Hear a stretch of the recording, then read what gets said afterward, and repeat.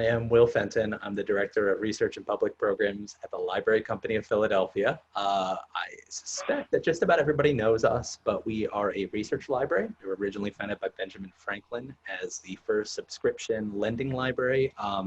And we've changed a bit over the past almost 300 years. Now we are really invested in supporting scholarly research. So we have this fantastic fellowship program. Most of our speakers, including the one tonight, were research fellows. I was a research fellow. It's often formative for whatever project you're working on, whether it's a book, an article, a dissertation. So I encourage you, if you're at the beginning of your scholarly career, or if you're in the middle of one, think about applying for one, because we have pre-docs and postdocs, and we give out quite a few for an institution our size. This is our Fireside chat series. You can tell because I've got my digital hearth behind me.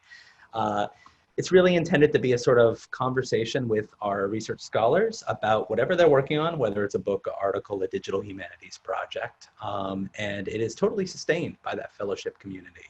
It's a weekly webinar series, so every week you can come back to the same place and enjoy this. This might look a little bit different than some of the Zooms you've been in. You don't have all the Hollywood squares because we've chosen to use the webinar version, which really just sort of makes it a little bit more comfortable for everybody who's participating, in the sense that you don't have to feel like you're being surveilled in any way. That being said, you can participate. We have a Q&A button at the bottom of your screen. If you just cursor down to the bottom of your screen, you'll see Q&A. And I encourage you, if you have any questions as our speaker is presenting, log them, because if you're anything like me, you'll forget them. And I will do my best to work through them sequentially. Sometimes I'll bounce around a little bit, and I typically start with my own silly question just to give everybody time to log their questions, but we love to bring in our audience as much as possible.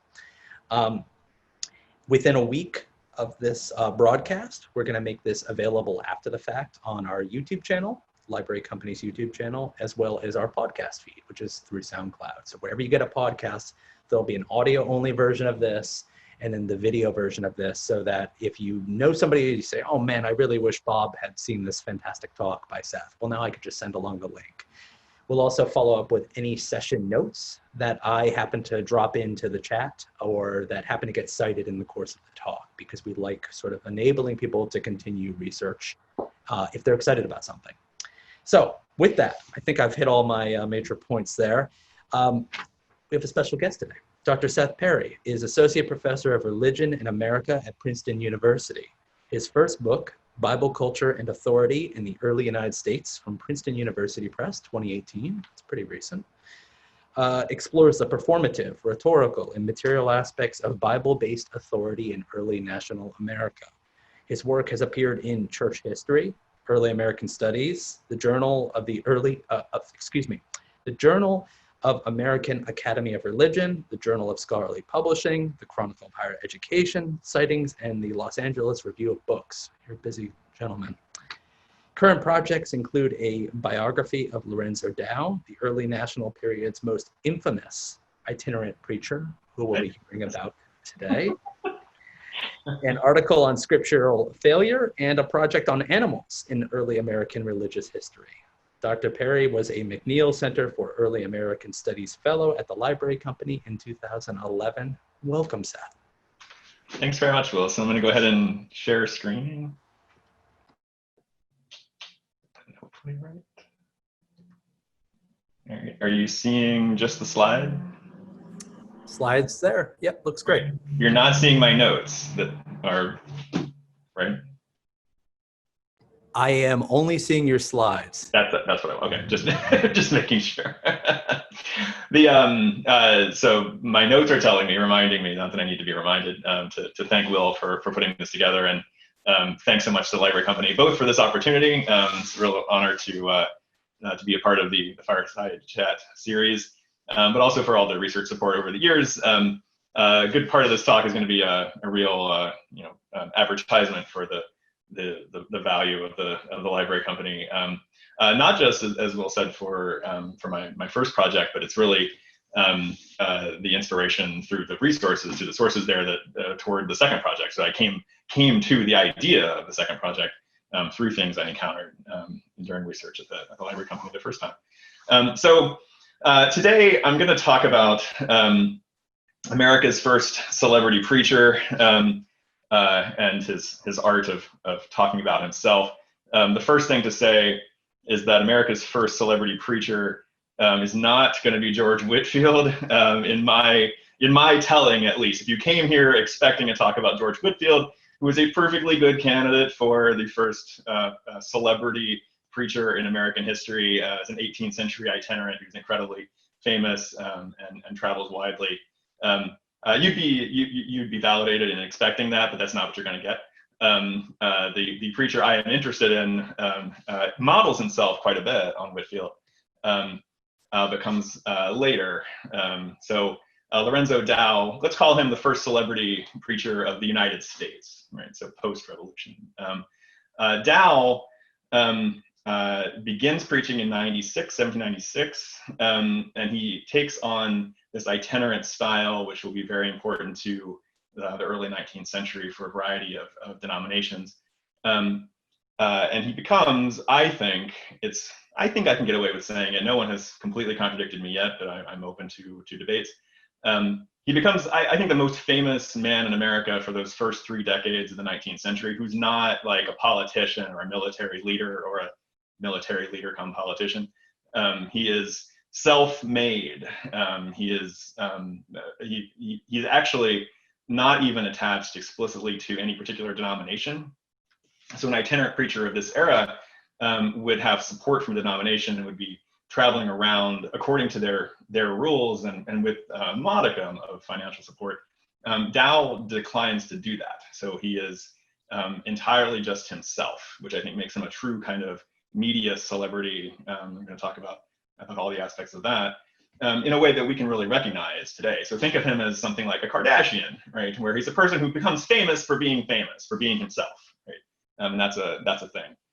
So here's a young Dow and an old Dow. I like to use these two as to juxtapose them. Dow starts out attempting. He's very persuaded. He's converted under the preaching of Methodists. He thinks of himself as sort of a parallel Methodist, probably for his career, except that he cannot accept Methodist hierarchy. So what being a Methodist means to him is he's attached to the theology of John Wesley. He believes in an Arminian sort of scheme of salvation, which means that individuals have the ability to choose to accept salvation and to decline it, right? And he believes in a certain kind of moral living, which I tend to characterize as someone who enjoys card playing and beer. I tend to characterize this early Methodism as being just against fun. So he's against all those things that would be social in that kind of era. That's not really fair, but it'll do for now. What Dow becomes famous for, the way that he becomes famous, is because he doesn't accept Methodist rules. So the Methodist itinerancy system would mean that you had to attach yourself to a circuit. And so you get a tiny little geographical area, depending on where you are, it could be bigger or smaller. And you spend your time going around to the towns on that circuit and preaching. Dow thinks that he is called by God to go wherever God tells him to go. So no Methodist bishop is going to tell him where he needs to go preach. He's going to go where the Spirit tells him to go. And so that's why he can't be ordained as a Methodist minister. He wants to go wherever he wants to, and they won't put up with that. So what this means is that he ends up traveling everywhere, right? And this is how he becomes, or one of the ways in which, one of the aspects of his fame, he literally puts his body, and you have to think about this in early 19th century terms. There's no communication of pictures or sound over distance, right? There's only his body, right?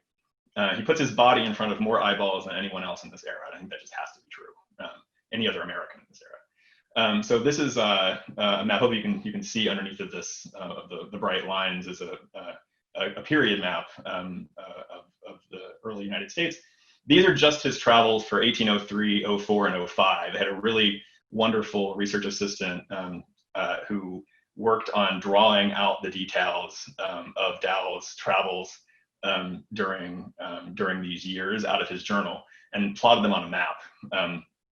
And so what you get is this beautiful sort of visualization of what that looked like to travel that much. And again, This is over, bad roads in bad conditions in the early 19th century. This is an incredible amount of travel for one person during this era. That green line shooting off the side there is him going to Ireland for the second time. He goes to the UK 3 times. Just a quick note I like to use for just how famous he was. He tells a story of being in Georgia in the, I think it's 04 or 05. Like he's in Georgia at night being chased by a dog. It's the kind of thing that happens to you if you're in a itinerant on the road. The farmer, the owner of the dog, hears him yelling, again, shooing the dog away. Hears him yelling and recognizes his voice. He recognizes the voice of this man who is from Connecticut, right? Who's not a native, who's not from his local area, who has no reason to really be there. But the voice of Lorenzo Dow is famous enough, even in this early stage of his career, that someone could recognize it, right, without having heard it, recorded, obviously. So the other thing that everyone knows about Dow, if you know anything about Lorenzo Dow, is that his name becomes incredibly common. People name their children for him, which is a sign of either a sign you just really like the name, or a sign that that you were into what he was selling, right? And this is just a quick. This took like 30 seconds on Find a Grave. These are just graves of people with his name, right? So you get Lorenzo Dow Smith, the way you would get like George Washington something, right? I think I can. Well, I know for a fact I can say that more than one person on either side at Gettysburg died who had his name. So like a Lorenzo Dow something, more than one. I'm pretty definitely at least one on either side of Gettysburg. So that's not just the extent of his fame in terms of like just numbers of people, but also geographic distance, right? Both people in the United States and people in the Confederacy were naming their children for Dow. And you can go through a list of like famous or famous adjacent people who had Lorenzo Dow's name. Brigham Young had a brother named Lorenzo Dow. Lorenzo Dow Blackson was a famous member of the African Union Church who wrote an extended allegory of African American experience future.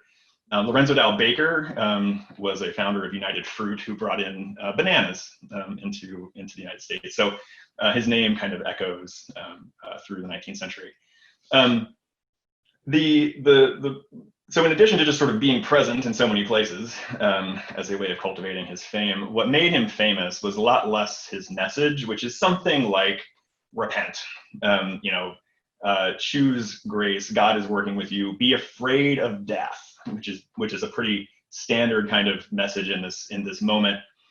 Be afraid of death, make yourself ready for that inevitability, right? It could happen at any time. You need a real habit of preaching on that. But in addition to the content and the extent of where he did it, it's the way that he did it, right? So Dow is known as sort of the emblematic, fiery preacher, and it's not just a kind of like fire and brimstone that we sort of like stereotype these days. That sort of image of fire and brimstone is really influenced in so many ways by 20th century media. So you have radio preachers and television preachers, right? So what we mean when we say that is something that's very particular to, I think, our own media era. If we try and think back on how you became that kind of distinctive, or the kind of way that you preached in a fiery sermon, before that, we sort of have to read between the lines and sort of get into the way Dow described himself, but or the way that people described him, his performances. It's not just that he was fire and brimstone; it's that he was antic, right? On the stage, people described him as clownish, and he dressed in pretty ridiculous ways. He walked into the Green River, New York meeting house in the spring of 1799 wearing a borrowed coat and 2 hats. Why 2 hats? Because then people will talk about it, right? Like that's the whole idea of what he's doing here. I'm going to get into that. This is a late engraving woodcut. I don't know about the medium of creating this. But an illustration, a late illustration of Dow's is posthumous, but by someone who did hear him preach at some point. Look at those eyes, right? Like that's the image of Lorenzo Dow, right? Is this, and that kind of like, again, crazy kind of attitude.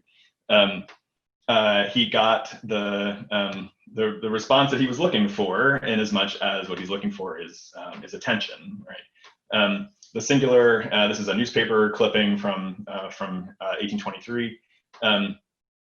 The style of his oratory, I'm halfway down there, the style of his oratory is as singular as the matter of his discourses and his personal appearance, and all defy description. So he gets this kind of attention. Now, the subject of the discourse is, as I've said, his religious message is really just repent, be afraid of death, prepare yourself for the justice of God. But the other things that he talked about all the time, the way that he wove, I like to say that he wove that message on kind of on a lattice, right, on a lattice of autobiography, right? So the account, the content of his preaching, which he's delivering during in all of these places, the content becomes himself, right? Becomes the traveling itself, actually, right? So the more he travels, the more he has stories to tell about traveling, right? And so that constant iterative, reiterative, talking about himself, right? And that's the second part of my title today, and that's the real the place I want this book to go, is thinking about how it is that he talks about himself and makes that work, right? And makes that into a message, right? And the part I'm not going to get into as fully today, but I will actually kind of end here, but I want to flag it now, is that if we think about in the early 19th century, what it means to do that, what it means to travel wherever you want to go, and talk to whoever you want to bring together or can get to listen to you, right? In whatever style you want, right? He made a habit of, he would go into towns, and if he felt people were too cold toward him, like they didn't come out to the sermon, he would do things like wish that something bad would happen in the town so that they would learn a lesson, right? So that they will pay attention to God next time. He did crazy things like that in order to get this kind of response. If we think about in terms of the early 19th century, who gets to do that? Who does that, right? Then the big part of the way the book is developing is to talk about what it means to have this performance of white maleness, right, in this moment, because it's white men in this era in particular, in the early 19th century, who have that kind of radical liberty and freedom, right? So this is going to be all part of his message and part of his presence and his public performance. And so that's the part I really want to think about for the way that the book is going. The thing I'm going to focus on more today is just sort of the content of how it is that he narrates himself, and what that looks like. So the meaning of it will be something we kind of end on. But so this is. So the first way he does is in those sermons, as I've said, he's constantly telling you about himself. But the primary way, and the way he reaches most of his public, I would say, are through his autobiographies and his other publications. This is the earliest example I found of the earliest mention of one of his autobiographies. So this is from early 1804, proposal for, or mid 1804. Proposals for printing the life and travels of Lorenzo Dow. So he's going to go ahead. He's planning on this happening. He ends up not using that publisher, which I think is an interesting story. I don't know the answer. I don't know why that is yet. But the publisher who advertises this proposal isn't the one who actually gets the job. So I don't know what happened there. This is just a random sampling of suggested or selected individual Dow publications. The thing to know is that his entire message is autobiographical. His entire message is talking about himself, even the things that are polemical tracks, right? So it's not as if he is only making arguments when he's making arguments. What he does is make arguments out of autobiography. And I have a little example of that in a minute. One thing I do want to mention, so I mean, it's easy in some ways to say, and many scholars have done this, and it's true, that this is an era in that early national period. This is an era of self-creation. This is an era when people are telling stories, right? Benjamin Franklin's autobiography, right? All these types of things that people are doing in terms of like telling the story of yourself, right? It also has long-standing Christian patterns, right? That this is what it is to be a Christian in some sense, is to convey outwardly to other people something that has happened inwardly, right? Or something about yourself. And so this requires a certain kind of narration of the self, right? And that's how I want to tie him into a longer background. This is just it's easy to pick an example. I mean, a lot of the New Testament is, the genres of the New Testament are epistolary, right? Many of them. And so here we just have Paul, he's just telling you about himself, because that's what you do in a letter, right? And these are the models that Dow is drawing on. Augustine's Confessions, right, are when I was in school, I was told these were the first autobiography. I think there's some classicists who would probably argue with that.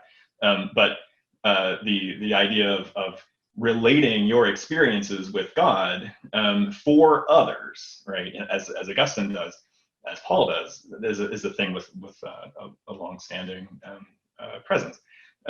Confession as a sacrament, right, in the medieval church. I love this one. This is from a medieval manuscript. This is not my era, so frankly, I picked this off of a really, really great article. But you see what I love about this one, that it looks like the confessor is like covering his face, so I don't know what it is that's being confessed, but he's worried about it. But this whole idea, what are you doing there? Like, you're telling a story about yourself, right, to someone else, and that's the thing that is just part of it. The Reformation, the leaders of the Reformation, Martin Luther hated penance with particular hatred as a sacrament because of the ecclesiastical power of the church itself that it represented, but also because it held the priest, the confessor, as an intermediary between the soul and God, and he didn't think that you needed that, right? So the Reformation, the magisterial Reformation, moves to eliminate penance. However, less than 100 years after Luther's death, the Protestants, who think of themselves as the greatest heirs of the Reformation, from our perspective as historians, at least in America, New England Puritans, resurrect a form of confession as the conversion narrative that you give to gain full membership into a church. And so here, this is just an example from the great collection of those accounts, where what you have to do in order to show yourself a worthy member of the elect, that you can be a member of the church, is stand in front of a room and tell a story about yourself, right? So all of these things kind of work together, right, or part of a pattern of self-narration that I think is just in there. And I think I said in the title, I said is perfecting the art of Protestant self-narration. Obviously, I'm with confession as a sacrament within the Catholic Church. I don't think you have to limit it to Protestants. It just seems like putting Christian in there just seemed too bold for one title. But I would defend that. So in any case, that self-narration is a thing, right? And so what I really want to do, and the stakes of this, just kind of sidebar, and this is kind of inside baseball for my world in religious studies, but it's certainly relevant within the historiographical work that I interface with. I think there's an awful lot given away to religious experience in scholarship still.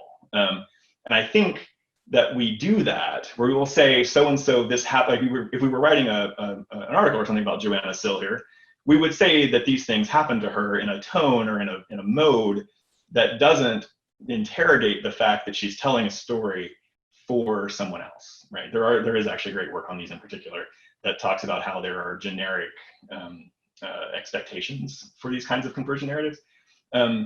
But I think there are also places where we don't do that. And we don't do that because, again, this is the sidebar, we don't do that because there is a long-standing history in, I think, Christian thought, where we don't want experience to be constructed in words. We want it to only be reported, right? So the idea is that experience is only reported, not presented, right? And that's just not true, right? Anytime you're talking to someone else about literally anything, you are talking to that person, right? You're telling a story that you are constructing for them, right? This is in no way has anything to do with its truth or legitimacy or facticity.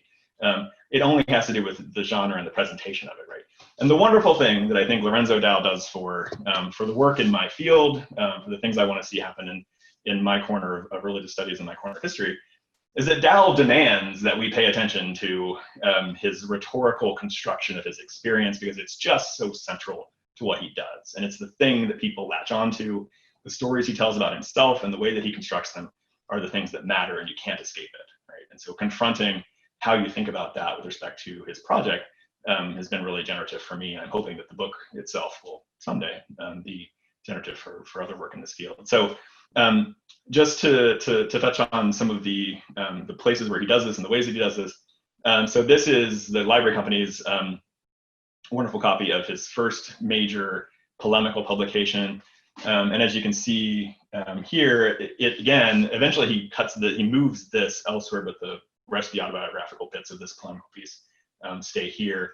But here he's going to make an argument about how Calvinism, which he hates, leads to atheism. Like many of his arguments, it's kind of logical sometimes and kind of complicated to follow other times. But that's where he's going. Where does he start? When he was born, right? He starts with a story of himself and how he worked his way into feeling that way. He goes through the experience of having felt that he was raised on Calvinism and then realized that it turned him into an atheist, and he had to like bounce back from that. So the other ways that he recounts this is from elsewhere in his first autobiography. This line stays throughout all the editions of this autobiography, where he's constantly telling you what a stranger he is. I am now going to a strange land to be a stranger among strangers, and what is before me I know not. Right now, that is, for all I have any way of knowing, right? That's a legitimate feeling that he felt. This is as he's feeling. This is what he's thinking as he's going to Ireland for the first time. And he's a farm boy from Connecticut, and he's about to jump off the map as far as he knows. And so but what we're getting, right, in the mediated story of it, right, is him telling us that, right? And I know from accounts of his preaching that he also preached on it, right? His own, like, I am the wandering preacher suffering for you. I am a stranger wherever I go, right? There's more of that to come. Here again, what am I wandering up and down the earth for? Like a speckled bird among the birds of the forest. What is before me, I know not. Trial to keep it in. The speckled bird among the birds of the forest is from Jeremiah 12:9. That was one of his favorite ways of talking about himself, where the speckled bird looks different from the others and therefore is attacked for them. The bird is solitary. The bird is alone. This one, so here this is in the course that he's just describing the growth of his preaching success. Pittstown is one of the places where he first has a lot of great success. The first place I tried, this is when he's still trying to be on the Methodist circuit. This I did here for several days successfully, and it caused a great deal of talk. Some said I was crazy. And remember, we're reading this in his journal. From this, here I was first distinguished by the name Crazy Dow, right? So people did call him that kind of because he called himself that, right? Like that, he's telling the story of his craziness in order to build a certain kind of character, right? And that's how that develops. Readers ate it up. So there's no end of there are at least 200, I want to say, and that's just a low ballpark, 200 different editions or different impressions, printings of his works during his lifetime, just during his lifetime. The number that I've seen that have marginalia and like readers' attention is all very good. People got into it, right? They got into reading the story of him, right? This is one of the more famous ones from the sort of, I don't know, 2/3 mark of his career. In 1820, Dow was arrested for libel in Charleston, South Carolina, for something he had written many years before, where he said that a fellow preacher had probably died drunk, based on no evidence really, but he stuck by it. Here he's arrested, tried for libel, and so what does he do? He publishes an account of the trial account, his time in jail, of course his refutation of the allegations, and this is one of the library company's great things. If you spend any time around the library company, you probably have heard the name Matthew Carey.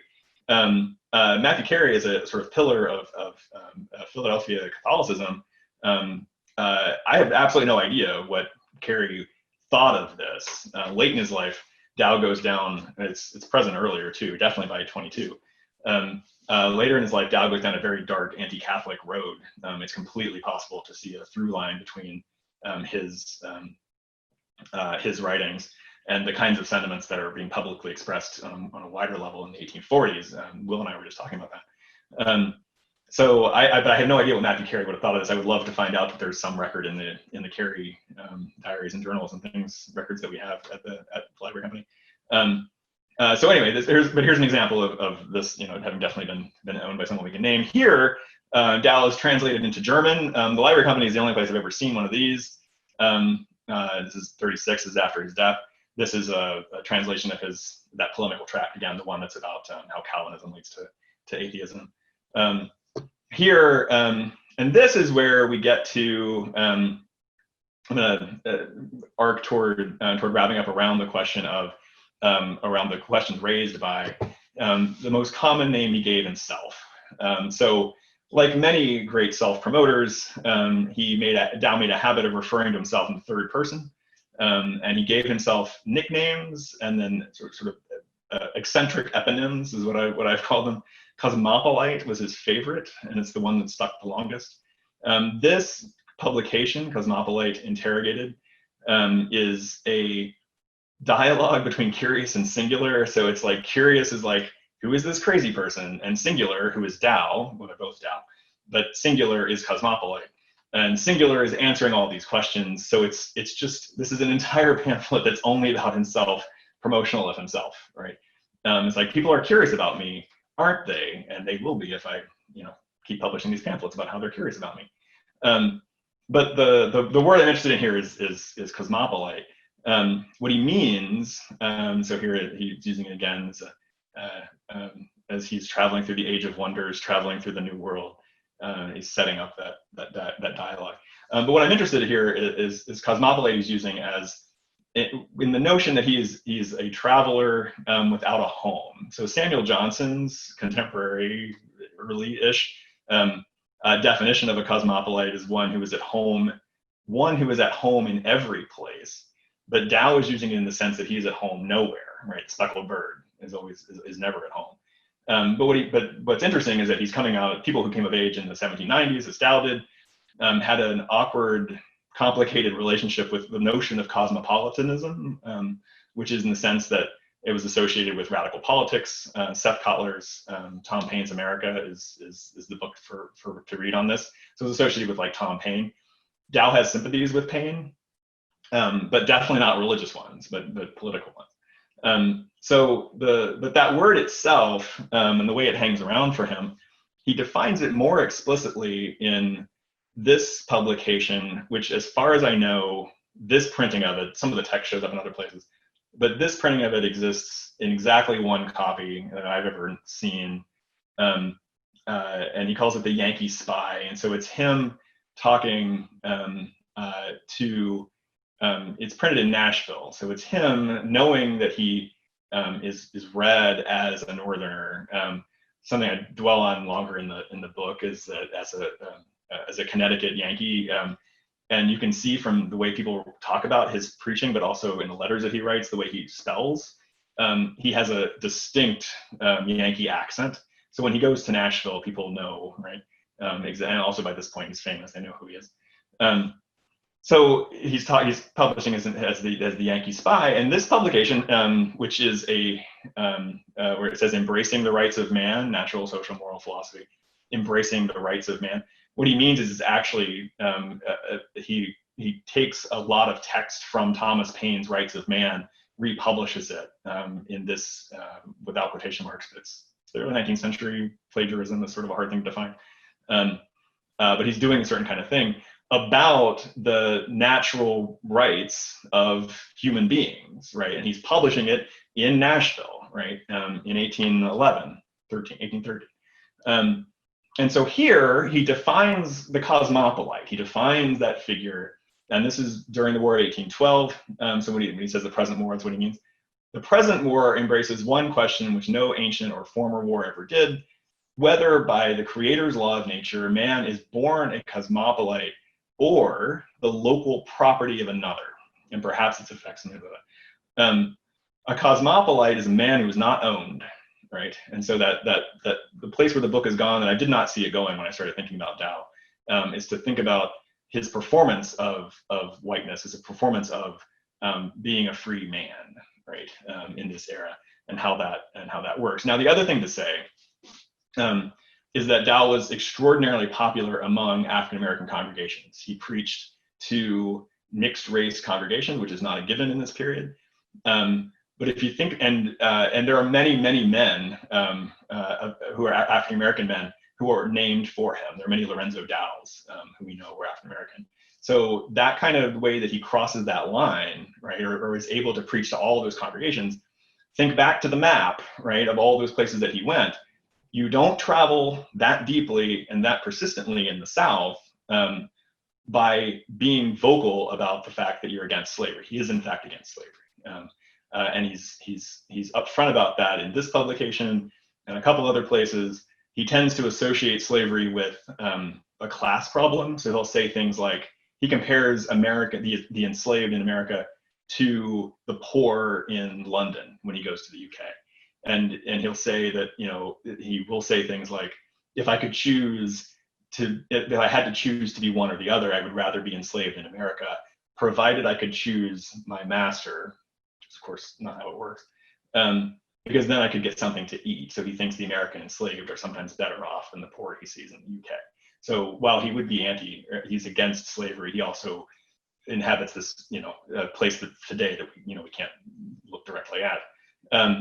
But what he does here, right, in defining himself as the cosmopolite and the way that he crosses these lines, and in his performance of freedom, is that he can be all things to all people, right, in that way, in the way that he travels that extensively in the South without drawing the ire of slave owners. And I know this, and this is brand new because I have another wonderful research assistant this summer who is doing work on the only place where I have a chance to see exactly who read and was interested in Tao. So this is an earlier printing of that same Rights of Man publication, which does not have the preface with the cosmopolite definition. I was just talking about. The intertwinings of his printings are completely ridiculous, and no one is as interested in them as I am, so I'm not going to belabor that. But what I have from this particular publication is the subscriber list with hundreds of names, and he's publishing this in Lynchburg, Virginia, where he did a ton of his formative writing and thinking and preaching. And the subscribers list, and my research assistant has just, we were just talking about this for the first time the other day, so this is all kind of brand new. What he's doing is going through all those names and finding out anything that we can know about any of those people. And it's hundreds of people in Lynchburg and Richmond and surrounding areas. And a huge number of them, so many more than I expected, are by the census definitely slave owners. So one thing that this makes me question is the common assumption, which I admit is mostly my own, the common assumption that Dow's type of preaching and his style appealed class-wise to the laboring classes, to the working class. I don't think that's demonstrably not true. Class-wise, many people own many other human beings, right? So class-wise, they're not where we might have thought they were, sort of being fans of his. Secondly, it shows how much of a reading he could get for something that he called the Rights of Man, which is actually, it's taken from Tom Paine, and he basically patches in a lot of God talk, which of course Paine was not into, to make it all work for him. The type of reading he could get among these people, right, in this moment in Virginia, is really mind-blowing to me. I did not know that until just the other day. So the fact that he's getting that kind of attention. So in any case, the thing where I think the book is going is to talk about the ways in which talking about yourself, right, all the time, where he's constantly, persistently clarifying who he is.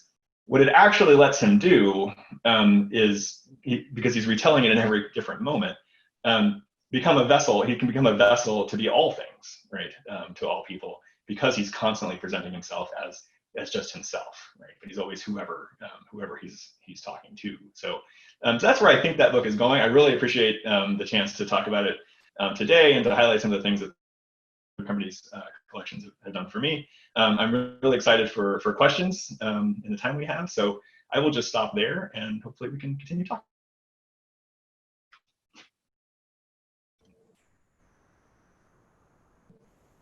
I should stop sharing, Will, is that right? Yeah, thank you, sir. That was great. Thank you, Seth. Thank you for sharing your research so early on, too.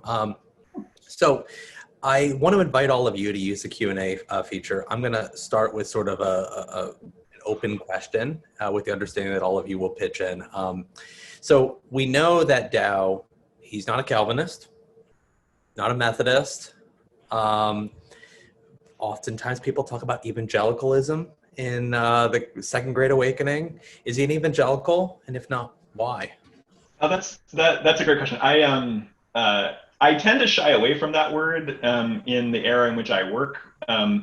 One reason is that in the 20th century, evangelical is sort of wrapped up in a lot of political meanings, which don't really translate very well into my era. And so I don't want to be misheard in that way. The other thing is that when people do use it for the early 19th century, evangelical tends to encompass both the people who are like Dow, I would say, so this kind of like frontier camp meeting, ostensibly working class kind of preacher, right, who reach a certain kind of audience. Although this is my ongoing question about whether or not that's true for him. It tends to encompass both those people and a set of very patrician, mostly Presbyterian, I want to say, people in New York and in the culture centers in the Northeast who take it on themselves to run sort of the nationwide voluntary society. So what I want to say is like the founders of the American Bible Society and people like Lorenzo Dow are not the same people. You might call them both evangelicals in that they preach in a certain way, or they believe certain things are important in preaching, but they're not the same. They're not the same people, and the relevant distinctions are missed if we just use that word for everyone. So was he evangelical? Sure, in the sense that he preached a strong message of repentance, but I don't think applying that word to him gets very much. So.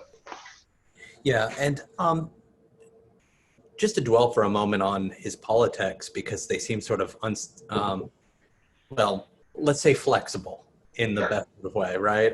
Because we have this huge paper trail of his career. And, when you were talking about how he presented the issue of slavery, where he's talking about how if he could choose his master, he would, of course, prefer to be an American slave. And then he immediately draws a comparison with English laboring class. I mean, that sounds like what pro-slavery writers were using in the late antebellum period to justify the peculiar institution. Yeah. And so I'm just curious to know, like, in the course of spending a lot of time with his writings over time, and we know that he's presenting himself and then representing himself with a very keen ear for his audience, how are his politics shifting over that 30-year period that you're looking at?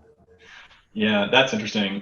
So he has this great line in that national publication, actually, where he draws out a space for himself where there are people who will sell their vote, and I can't ever decide which side he's talking about. There are some people who will sell their vote for a drink, and some people who will sell it for a meal or something like that. But he's drawing a line at like two kinds of like poles, or two parties. But there are real Americans on either side, right? So just politically, he thinks you need to be sort of like a rational kind of thought is basically what he's thinking of. In terms of slavery itself, he supports gradual abolition, but he's definitely very clear about sharing a fear of revolt if there's anything other than gradual abolition. He definitely has no compunction about Indian removal, which is another thing that's just a total blind spot for him. He's a huge Jackson booster when the time comes, right, later in his life. So yeah, and that's a really great point that right there, he's just echoing or foregrounding language that's just going to be used. He's against the slave trade, but that's like an easy one in this era. Even slave owners, people invested in the slave trade or in slavery as an institution, are against the Atlantic trade, or can be. So yeah, he's definitely. It's amazing how much of his thought happens in the South among Southerners. Like in the middle, he's so surprised the first time he encounters a true extensive slave culture that's very different from where he's coming from in Connecticut, which nevertheless, Connecticut had the largest concentration of the enslaved in New England. But compared to when he sails into Savannah Harbor the first time, and he's never seen anything like this. He's never seen so many black bodies, right, in bondage, and he notes how much it bothers him.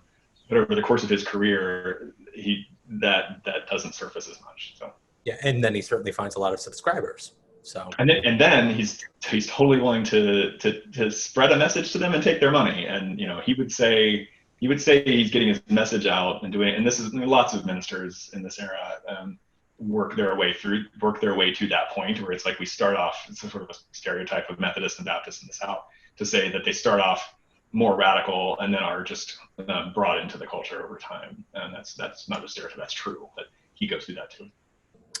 So we have a few questions here that I want to make sure that we get to. Mark Himmelsbach brings us back to the question of fame. Is there a singular or first moment when he realizes that he's famous, the moment that he made it? And does that change his approach or his view? That is a really great question. There is a moment where he realizes that he's good at this, right? Like he has these great stories when he's first preaching where he doesn't know what he's doing, and he says people were judgmental of my youth and lack of experience, or he's not getting an audience. The Methodist hierarchy keeps telling him to go home, right? Like, you're bad at this, please leave. And then there's this moment where he's like, well, I did it this way, right? And what he does is he says, I'm going to preach from the devil's words, right? And then like the young people come out to hear him because they want to know what the devil says, right? And then he preaches from like Luke or something where the devil's talking. But he does something different that's like provocative in a certain way. And you can tell where he's like, that worked, right? And it builds in that way.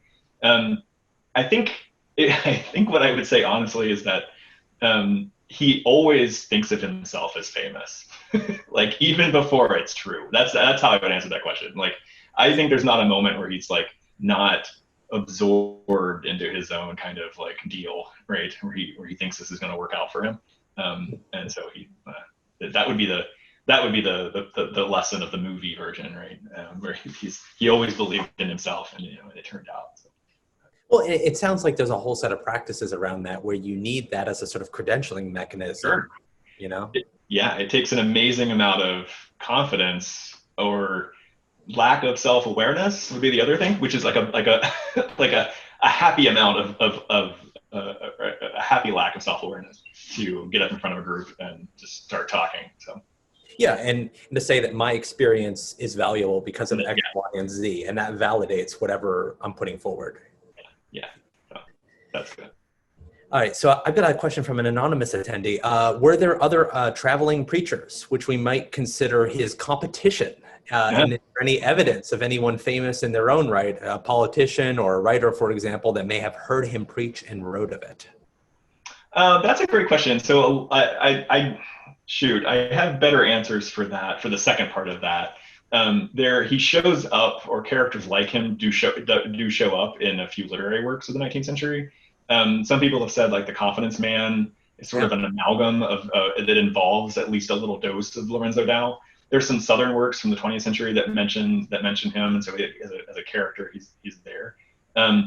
The first part of that, the other preachers, there are many other itinerants, and there are some that even attain a certain level of notoriety. But I just don't think there's anyone where you like it's kind of like going to a concert. Like he's coming back through town, so you're going to show up to see Lorenzo Dow because you don't know what's going to happen, and it's going to be entertaining.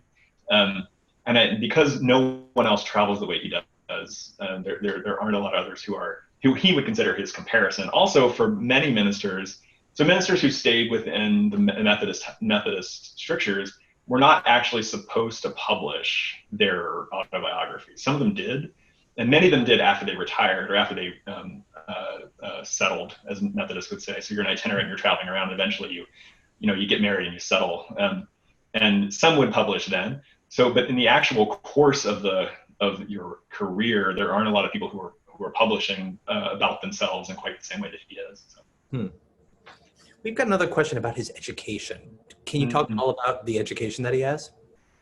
So, and this is a thing that I just need to read more on myself, how to gauge. So he's not a great writer, by which I mean there aren't that many manuscripts that exist, but there are some.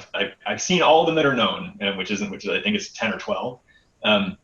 And his letter writing is very different from his published work.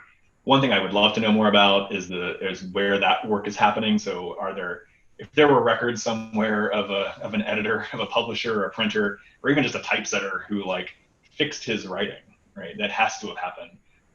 That I would love to know that. So he's not a great writer. His way of argumentation betrays nothing in terms of like, classical rhetorical style where you know how to like, organize things to make an argument, because that's clearly not true. His works are all over the place. However, his father sometimes taught school. His brother goes on to be a really well-known educator in Connecticut.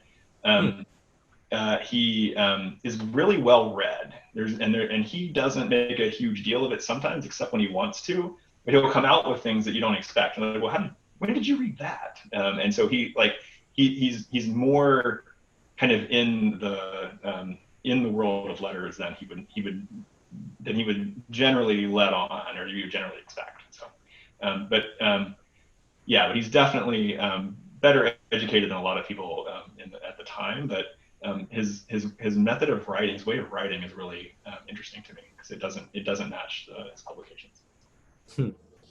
This next question dovetails very nicely from that. So it's from Stephen Peitzman, who asks, was there in the early national period any particular cultivation of, or enjoyment of, or nourishing of the eccentric, the more or less harmless, crazy person? Also, maybe later in the 19th century, there was a serious medical diagnosis called religious mania. But this person's more interested in the first question. Where can you place Dow in the history of the American eccentric? That is a great question. That is one of the places I need to do some more thinking, because he has this kind of like folk hero presence, right? And he calls himself the eccentric pedestrian, right? Like that's one of the other names he gives himself.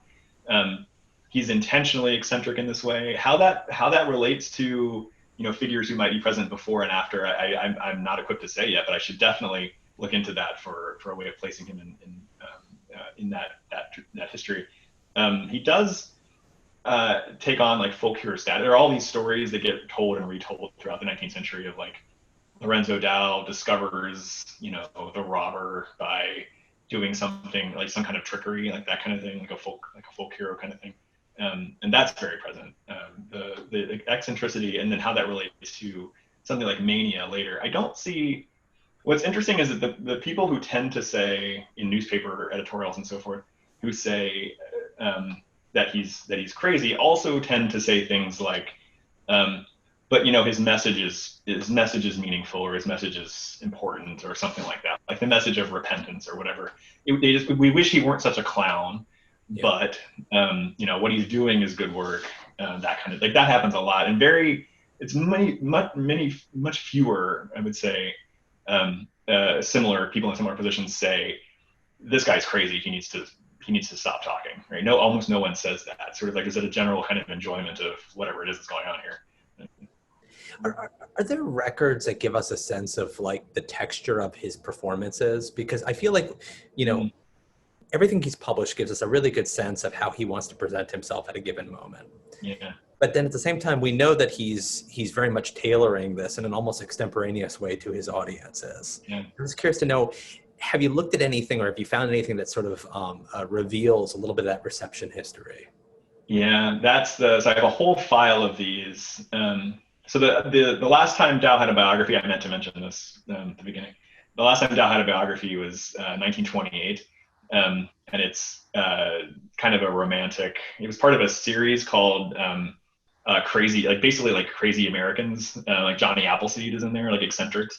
So that was a thing in the 20s at least. But that is by a writer from Connecticut named Charles Coleman Sellers. Not the Charles Sellers who's like the economic historian, the different show.